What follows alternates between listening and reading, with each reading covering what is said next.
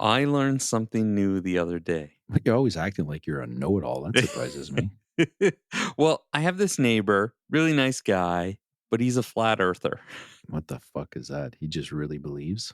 He believes the earth is flat. And he is always trying to convince me of this. You should send him on a flight. A real long Well, one. that's the thing. I'm like, dude, I've seen photos from space. I own a globe. I've been on a plane. The earth is round. But it's all a government cover up to him. Anytime I ask, like, they're just covering up. They're using Photoshop for this stuff. And I've asked him, why have I never seen photos of the edge of the flat earth? Where is the end? Well, and that's the thing. He's like, oh, well, we can't see it because it's very dangerous to where it would be to go.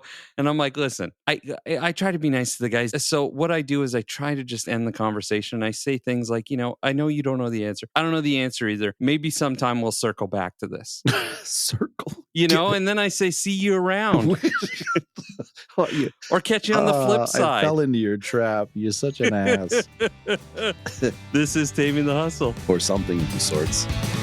Everybody wants a piece of me. I'm a lonesome man making history. They say we're all just raindrops in a stream.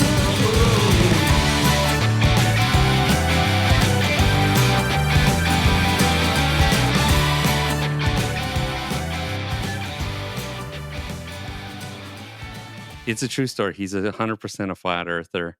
He's a sweet guy. I don't know. I know the flat earthers, they're good people. You should come out to the mountains with me. Not Exactly. very flat out there. So please tell me we're not talking about flat earth all day. What do you got in the roster today there, brother? I constantly preach about thinking outside the box when it comes to promoting products or Yes, you services and do. connecting with your clients. And I love you for it. Yeah. And today I want to chat about pop-up events. Oh, cool. Yeah, didn't we talk about this with Candace from Bush Beard about pop-ups? That's awesome. We did. Bring it Yeah. on, man.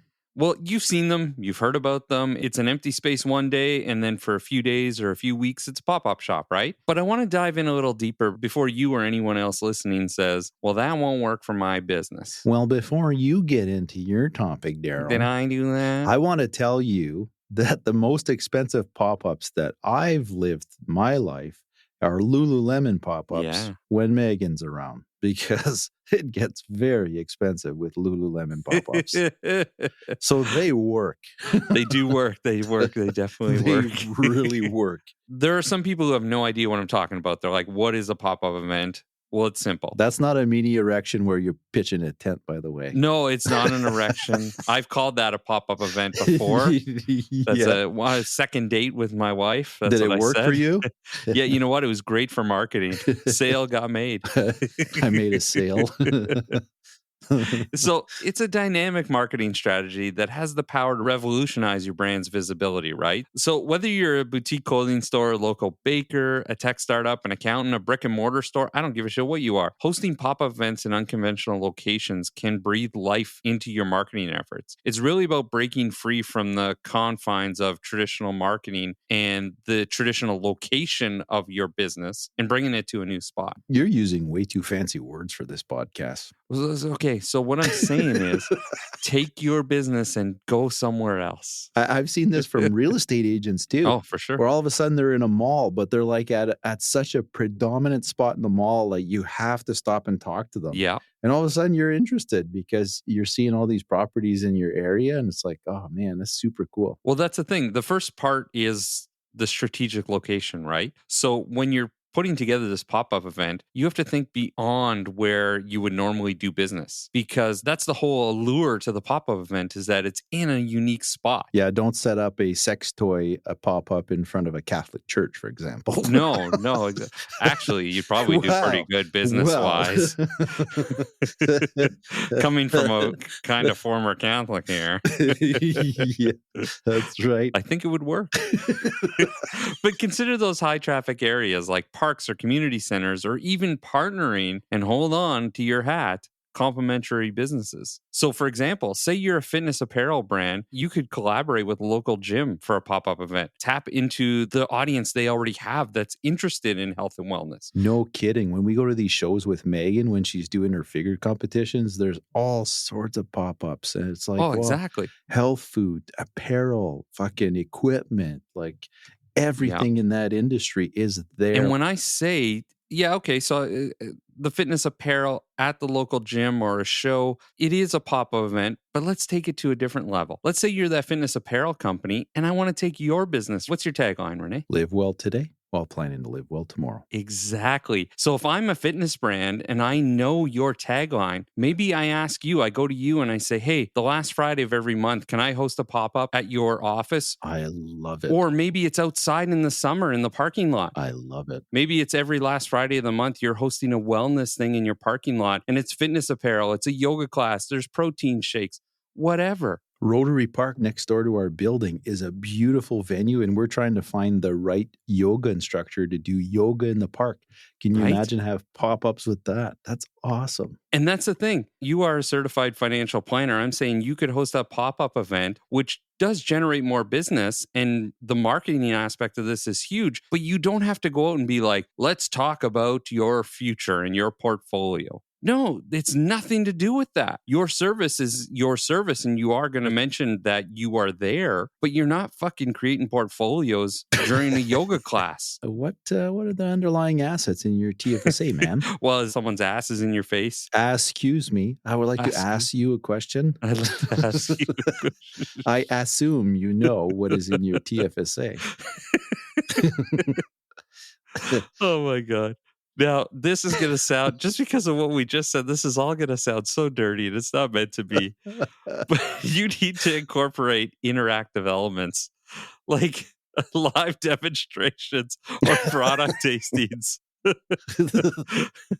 or hands-on workshops. I know it sounds bad, but that's not what I mean. Let me give you an example. You are a homemade soap company. You could offer DIY soap making workshops at the pop-up, right? I'm not saying to do anything to the yoga instructor. Please leave her alone. She's a nice person with a family. But on a serious note, these things are genius ideas that could really help. I mean, it helps broaden your horizon because you're going to expose yourself to a different audience that you're accustomed to, right? 100%. And make it relevant to your business. Like the reason this fitness thing works so well with your brand is because your tagline is live well today while planning to live well tomorrow. Yeah, or a health food store. Yeah. Right? Or a restaurant that cooks only with local ingredients from local farmers. And they source all that stuff locally and naturally. There's just so many opportunities. You know what? I'm a foodie, Darryl, and I just love a great food experience. I'd love to have a little coffee shop inside my office because the live well today while planning to live well tomorrow complements like organic coffee beans and in-house made treats that would go well with a nice cup of coffee on your way to work. Exactly. And it's not that I need a side gig. I mean, we work our asses off to, build the empire that we've built over the last 25 years. But there's just so much that goes with live well today while planning to live well tomorrow that these pop-up events could be just about anywhere, and you just have to pair up with the right people. Well, the thing is it shows that you give a shit about your clients. Yeah. It shows the things that you do. And your purpose. Yeah. And so that's why these pop events, they need to be strategically planned and make sense for your company, but it works for every business on the planet. Everyone can have a pop-up shop somewhere if you just think outside the box, what works for me, right?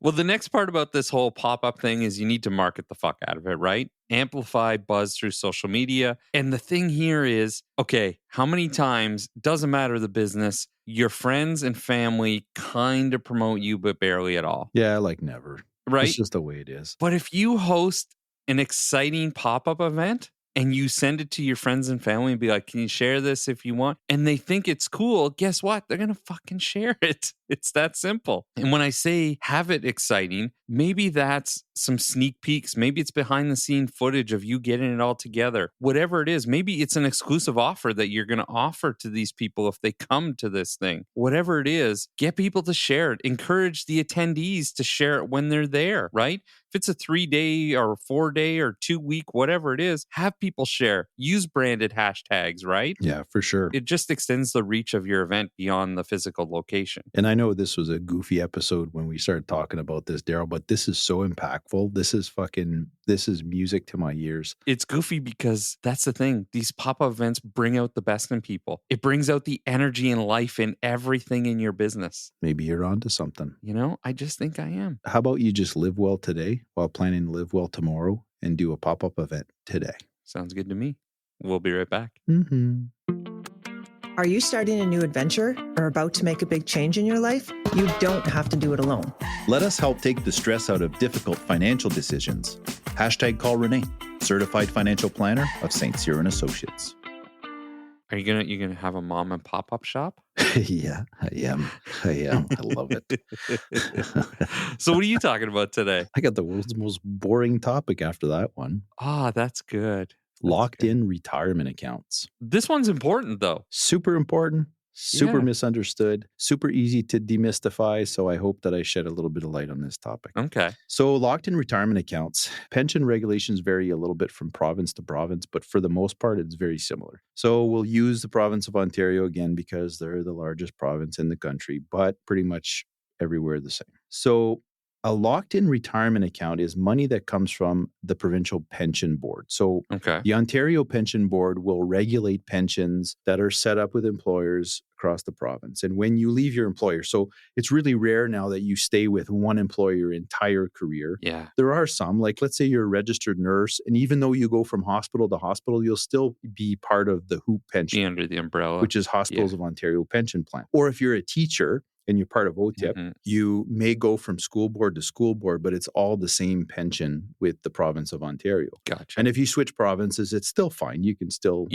move your pension over. But let's say, like particularly for the private sector, not so much for public, is that you leave an employer and you end up with this locked-in retirement account. So the LIRA is proceeds of a pension once you've left the employer. Okay. So essentially, it's the same thing as an RSP, except it has some handcuffs. You're limited to your redemptions, and you're limited on the amount of redemptions you can take at retirement in terms of minimums and maximums. Yeah. So let's say, as an example, you had $500,000 in a locked-in retirement account and you retired, you'd be limited to a certain percentage that you can take when you turn 55, because typically you can't take any money out of your LIRA until you're 55 or older. People seem to think it's 65. It's not. It's 55. So once you're 55, you can start drawing from your LIRA, and you're limited to a minimum and you're limited to a maximum. Where it gets a little bit complicated and where people really need to understand is that in 2007, in the province of Ontario particularly, is that they give you an unlocking provision. This unlocking provision, again, is across most provinces. You just have to check with your certified financial planner in the province that you work with. But in Ontario, in 2007, they allowed you to unlock 50% of your LIRA when you decide to start drawing an income. Okay. So the significance is this. Let's say you work for a pulp and paper mill. All right. You make $120,000 a year and you decide, or you had the opportunity, or you had the luxury of working with one employer your entire life and you made some good coin and you've got $1 million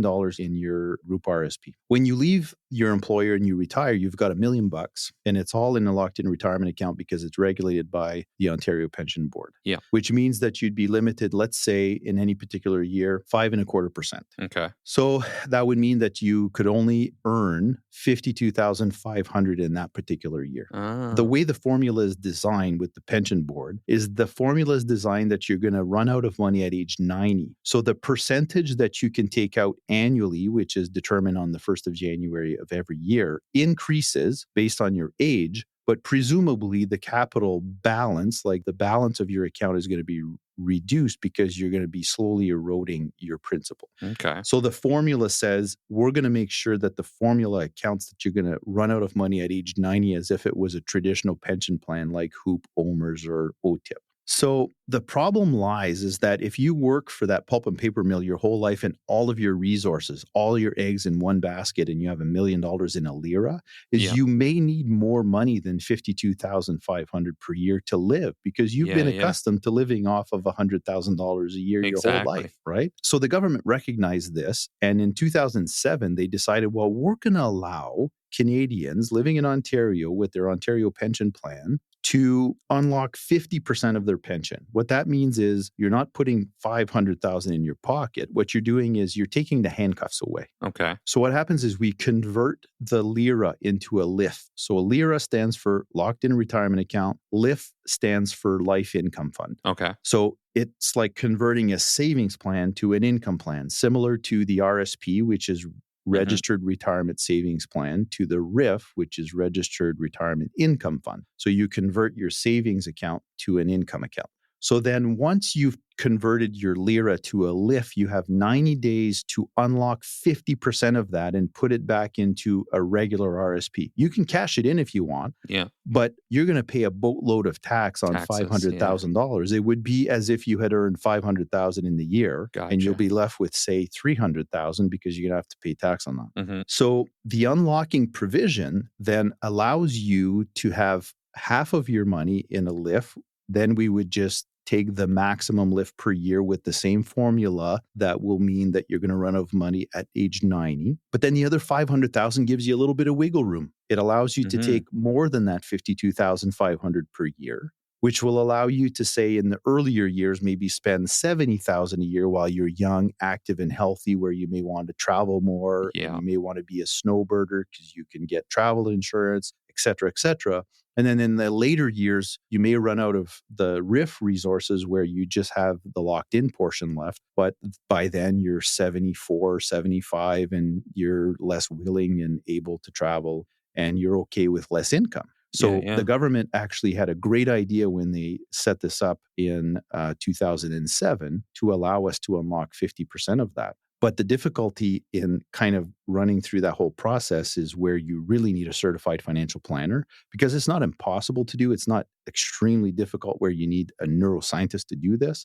But it is some extra steps where it's a lot easier to handle than when you're trying to do it yourself. So you have your LIRA, which is regulated by Ontario pension laws because you accumulated that through a pension plan with your employer. And then you left your employer and you took the commuted value, and now you're managing that yourself, and it's got a pile of handcuffs. And you want to make sure that you free up those handcuffs as much as possible so that you have more flexibility in retirement with that $1 million that you've accumulated, rather than being limited for your entire retired life at 52,500. Because keep in mind, if you've done a shitty job at investing and you have some bad years in the market, even though your percentage of withdrawals allowed on January 1st of that particular year based on your income, if your investment return is in the negative, now you're reducing your ability to draw an income, and your 52.5 might be 47,000. And all of a sudden, you're seeing a decrease in your retirement income. So making sure that you execute this properly, because this is a one-time deal, remember, Darryl. So if you do not unlock your LIF within 90 days of converting your LIRA into a LIF, you are fucked for the rest of your life. That's crazy. It is crazy, but it's pension laws and you have to follow the rules and you have no choice. Now, the next thing is if it's federally regulated pension plans. Okay. So let's say you work for the military. I'd be a decorated sergeant, by the way. Well, you know, being a colorful character doesn't make you a decorated. Oh, I thought you just, if I make a couple jokes, I get some badges. No, you're a colorful character, but yeah.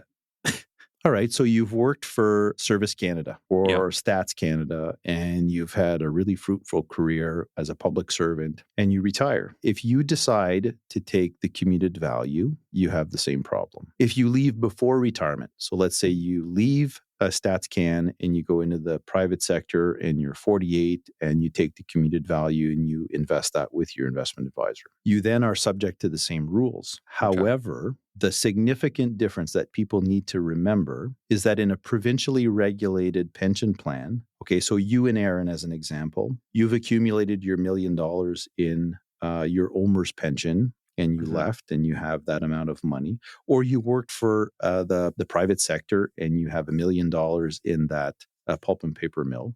If you pass away, then of course, Aaron inherits all of your money because you named her as beneficiary. But what happens with the provincially regulated pension plan is it becomes unlocked, which means that you have full access to it as a regular RSP. So your $1 million lira then goes to Aaron as an RSP. So if she decided to cash the whole thing in and buy a Lamborghini, she could. She's always been saying I'm worth more dead than alive. That's because she's got her eye out for the pool boy. That's why. Wishful thinking, Aaron. Darryl's not going anywhere. However, with the federally regulated lira, Okay. Mm-hmm. So they don't call it a locked in retirement account, LIRA. They call it a locked in RSP. Is that at death, it still remains locked into second death. Okay. So if you have $1 million because you worked for Stats Canada and you took the commuted value of that federal pension and then you pass away, Aaron inherits a locked in RSP and it remains locked in for her as well. And the formula remains the same so that it expires at age 90. So when you're doing some financial planning on how you're going to replace your income in retirement with the basket of goods that you have, your locked in assets could have a really, I would say, a significant impact on your ability to retire with the income that you're accustomed to, because you'll be subject to those handcuffs. Even if you pass away, your spouse will be subject to the same rules if it's a federally regulated pension plan. So you may be fucked. Someone thinking, oh, I've got $1 million, I'm golden. But if you're only limited to taking out 5% and you can't live off 50 grand a year, you're fucked, right? Yeah, no kidding. So you have to have an understanding of how your investments are registered so that you know exactly how you're going to have the ability to spend that money in retirement. And having a good, solid plan with someone who knows what they're doing is really, really important. This is one of the times I really don't like handcuffs. Yeah. It's like the ones that are handcuffing your wrists, but there's also a chain handcuffing your ankles. I have a funny feeling these handcuffs aren't fluffy. Yeah, that's right. And they have real keys. Yeah. No safe word. There's no safe word attached with a LIRA. Let's be clear. So anyway, speak with your certified financial planner, have a chat with your trusted person, and make sure that you have a thorough understanding of how your investments are registered. So you have a thorough understanding of how you have the ability to structure your income in retirement to make sure that you don't feel poor, because you could really, in theory, have a ton of money and have limited annual income because you don't have access to that money because of those handcuffs. And you want to know that in advance. You don't want to know that after you told your boss to go fuck himself. Yeah.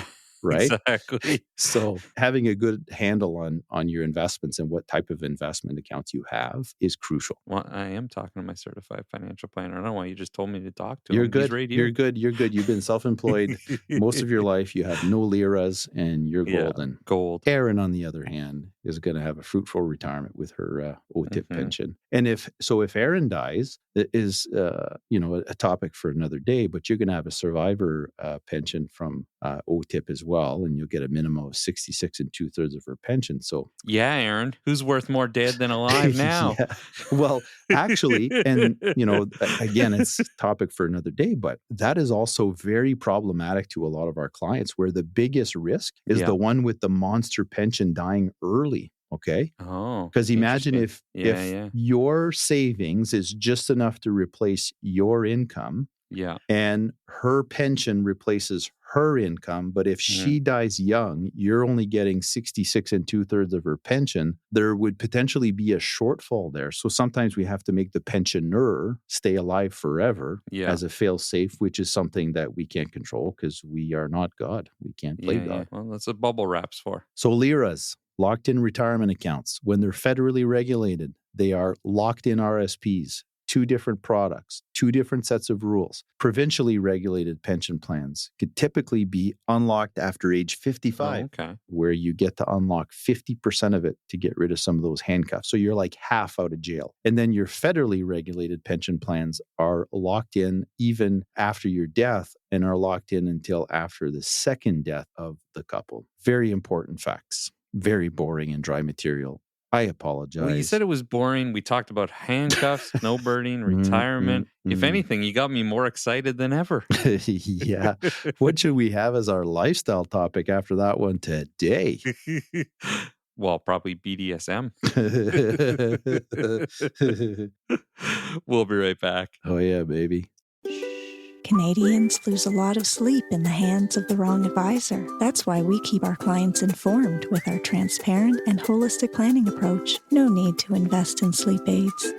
#call Rene, certified financial planner of St. Cyr and Associates. So I want to talk about making new friends. No offense. Oh, fuck you too. No, but I have a bit of a predicament. Okay. So I have a neighbor. It's a husband and wife couple. They live like 4 houses down. It's not the flat earther. And they've lived there for like 3 years now. But honestly, I think I've seen them maybe twice in 3 years. I've never met them. I've never said anything to them. I've tried to wave, but they were going in their car. They kind of live around the bend a little bit. But here's the thing. Everyone on our block talks about this couple and how nice they are, how fun they are to hang out with. And somehow, like, me and my wife have never met this couple. And so I was thinking about it because I'm like, oh, they sound so great. I'd love to hang out with them sometime. How do I go up to them at this point, 3 years later, and be like, hi, it's nice to meet you. Yeah, we just live right there. We've been neighbors for 3 years. We've never spoken. Is it too late? Is it too late to make friends with these people? Like, you are the social butterfly. You make friends with everybody. How do you deal with somebody in your neighborhood that you just found out is nice and everyone loves? I would already know if they're nice and loved. I know. Because I'm a social butterfly. But if it just happened that I had never met them before, I'd figure out a way. If you see them, if you happen to see them out when you're out for a walk, or you see them in their front yard, or even in the backyard, you just give a little rap at the fence and just that doesn't have to be awkward. You know what? We've talked about this in prior podcasts, is finding commonality. Like, I am convinced that it doesn't matter your color, your gender, your ethnic background, where you grew up, what your upbringing was, you can find something in common with someone. That's how I connect with people, is I talk my way into figuring out what they like. Oh, they like biking. Oh, they like music. But so far, because we've never talked to them, the only thing we have in common is we go outside every once in a while and get in our cars. Yeah. Well, that's all I got. So you drive to work too, huh? Yeah, maybe you have to find another friend. Or you just walk over and introduce yourself and then just start conversation. Say, fuck, you know what? What I would do if that was the case, if I had a chance to see them, I would find a chance to see them, and I'd be like, hey, I'm at so-and-so on George Street, and I can't believe that you've been living here for 3 years. We've never met, man. Like, I'm outside fucking every day, and I'm in and out of my driveway 1,000 times, and we've never met. I'm René Boudreau. Nice to meet you, man. What do you do for a living? I'm going to do that exact thing. I'm not going to say I'm René Boudreau. I'll say I'm Darryl Boulay instead, but pretty much the exact same thing. Yeah, that could help or harm you. Yeah. That could help or harm you. But that's the thing. Like, I think about this is, like, as an adult, how do you make new friends? Like, I have a couple friends that have moved to a new city, and they work in an office literally alone, like no coworkers, no nothing. And they become hermits. And I'm like, you got to get out there. You got to meet people. It is tough. For me, I was fortunate because my father is super, super social. And my mom has a very social personality. She says she's an introvert, but she's very social. Yeah. So it comes kind of natural to me. But you know what? You just got to, like, I'll meet people in elevators. Yeah, exactly. When we were out in our new place in BC, we knew absolutely no one at the time. And it takes no time at all, where, like, the next thing you know, you've got neighbors over and you're having wine and cheese on the deck and you're just getting to know them. And then they tell you about the next neighbor. And then the next time you see that neighbor, you introduce yourself, and all of a sudden you're just part of that community, right? Like, when I was scouting in the hockey world and I would travel town to town, and I'd go to restaurants by myself and I'd meet people. And then as iPhones and stuff like that came a little more predominant in our society. What do you mean a little? Yeah, no kidding. Yeah. But I would go into a restaurant, and yes, I would sit alone at, say, the bar and eat lunch, and other people be there alone, and you get talking. Now you pull up at those bars and everyone's face is in their phone, and you're like, how do I even start a conversation? You're not, like, it's just so awkward. You know what? I didn't prep for this conversation at all, because it's just one of those chats, you wing it. But the first thing that comes to mind is that I was in Toronto last January, maybe. Yeah. My father was having brain surgery. Mm-hmm. So I love going to Rodney's Oyster Bar. I love oysters. I'll eat 100 fucking oysters. So, of course, when you're by yourself, you sit at the oyster bar and you have a cocktail and you talk to the oyster guys. They're shucking in front of you and stuff. So this woman was sitting just a couple of benches down, and it was fairly quiet night. So I just scooted over and said, you mind if I join you? And then, like, right away, I mentioned, like, I'm married, I've got kids. I wasn't looking at kidding on her. I just wanted to have companionship and meet a new person. Like, I find that so energizing to meet a new person. Oh, shucks. So, that sounds so nice. So she oh, nice. Nice. Good dad. So she was a Western kid too. And she was a stunt double. Oh.